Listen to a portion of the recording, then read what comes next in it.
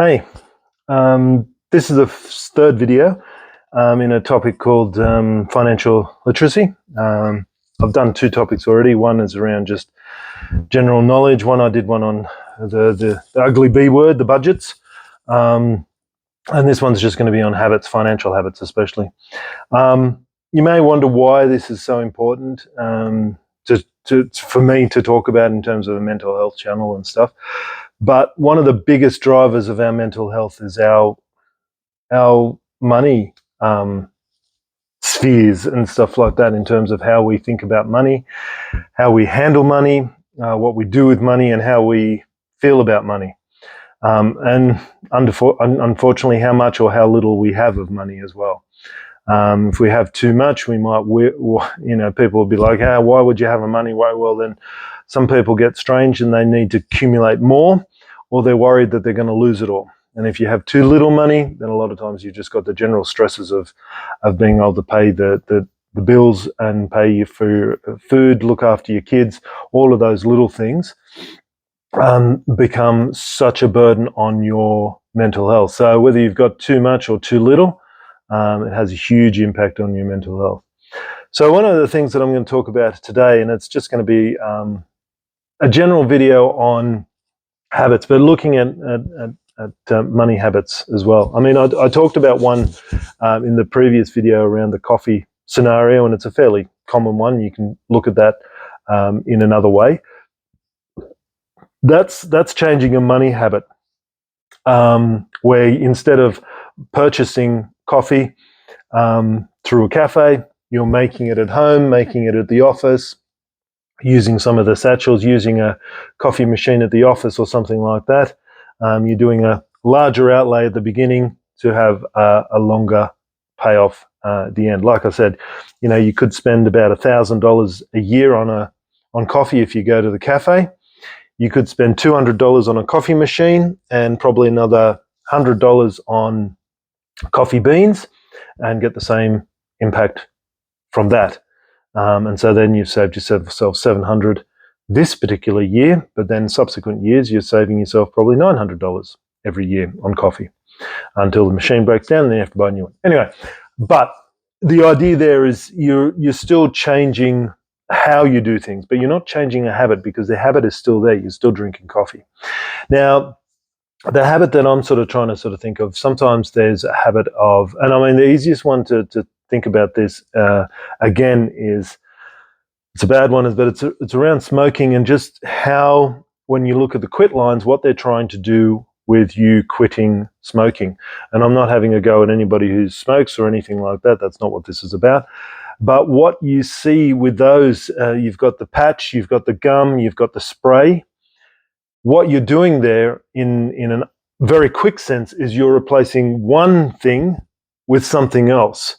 So you're changing your habit, but you're still keeping the impact so that your body still gets the thing it needs, just gets it in a different way. And that's what habits are a lot of times are about. Sometimes the thing that why we do certain habits is because we get a feeling at the end of it.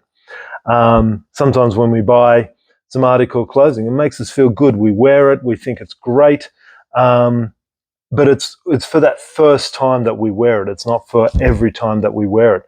And so therefore that's a lot of times, because you've worn it for the first time, you've seen yourself in that thing for the first time, that's the excitement, that's the buzz that you get, whether it's shoes, it's clothes, it's shirts, it's ties, whatever it happens to be. It's that feeling you get that first time you wear it. It's also same with food. Why does something like a hamburger and chips taste better than sometimes a sandwich? Because it's not something that you labored over. It's something that somebody else has made. It's hot, it's tasty, it's got all those things, salt, sweet, fatty, all of it, that makes you give those highs. I mean, there is a reason why all those foods are out there. They make us feel good, and they make us want to have some more of it. So what habits you're trying to build here is, a lot of times the best way to change a habit is to make sure you understand the initial part of the habit. What's the trigger? What triggers you? understand what you do then, and understand what your outcome is.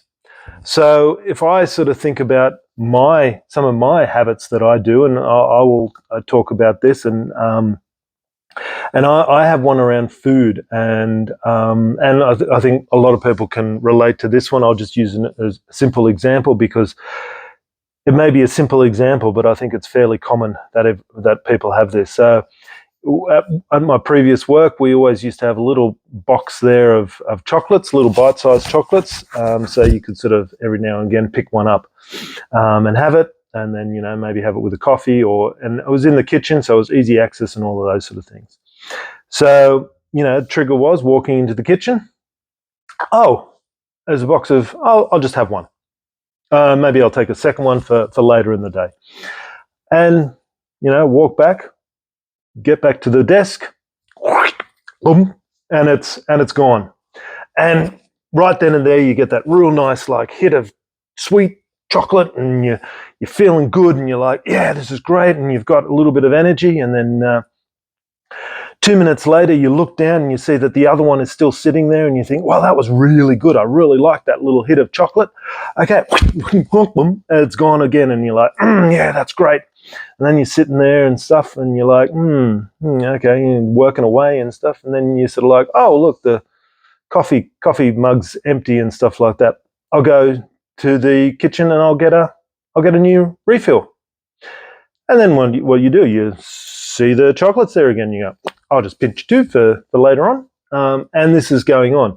So what's the trigger? It's going to the kitchen. What's the reward? It's getting that little hit of intense sweetness and joy and fun, and you're sort of really feeling a buzz, and you're just feeling something nice, and you're feeling sort of like all those nice feelings around having a nice sweet thing and eating it and just feeling good at that moment.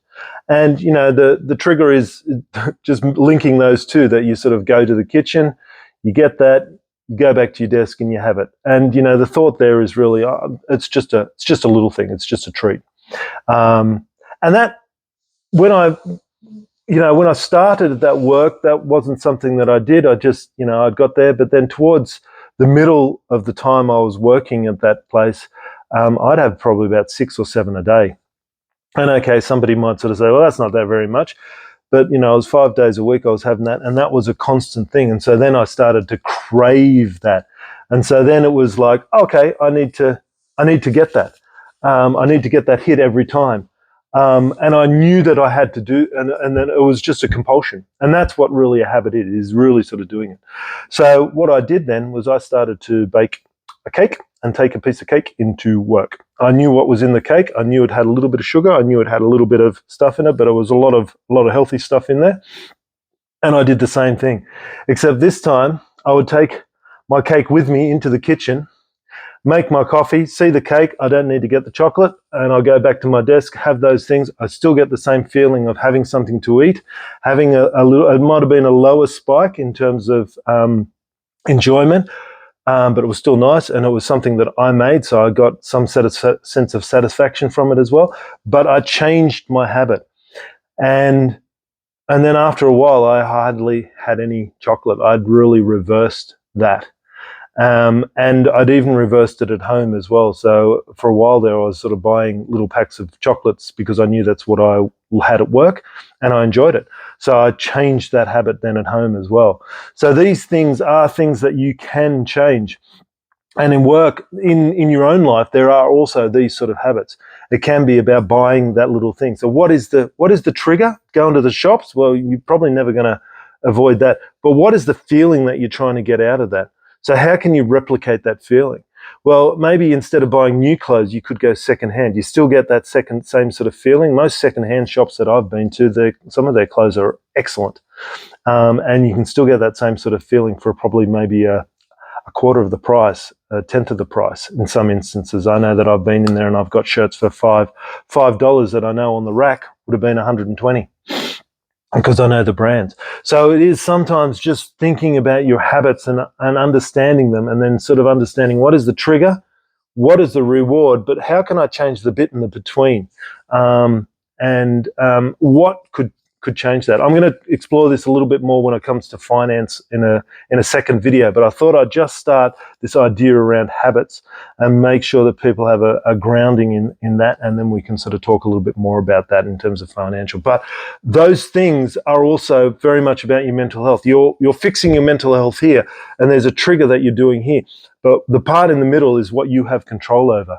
You probably always want this feeling, and you're probably always going to trigger, but what you do in the middle to get from one to the other is what you have control over, and that's what you need to take ownership of. Talk to you again in another video. I hope you enjoyed that. If so, give me a thumbs up, and then I will, and also any comments that you'd like, and we can take it from there. All right, have a good one.